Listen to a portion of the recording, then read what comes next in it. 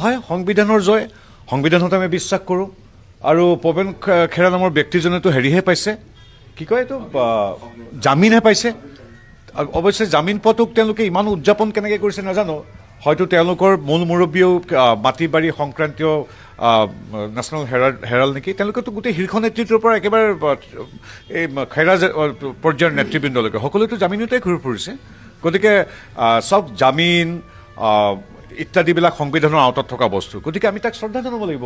কিন্তু মই যিখিনি মই আইন সম্পৰ্কে জানো, যে জামিন পোৱা মানে তেখেতক নিৰ্দোষ বুলি সাব্যস্ত কৰা নুবুজায়। সাধাৰণ এগৰাকী ব্যক্তিয়েও যি আইনৰ বহুত দফা নাজানিব পাৰে, তেওঁলোকে এইটোৱেই জানে যে জামিন মানে কিছু সময়ৰ বাবে সকাহ, জামিন মানে তেওঁ যে নিৰ্দোষ সেই সিদ্ধান্ত দিয়া হোৱা নাই।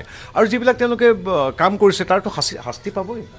গতিকে এইকেইদিন তেখেতসকলে কিছু সকাহ পাইছে, এইটো সাময়িক সকাহ বুলি কোৱা হয় জামিনটোক।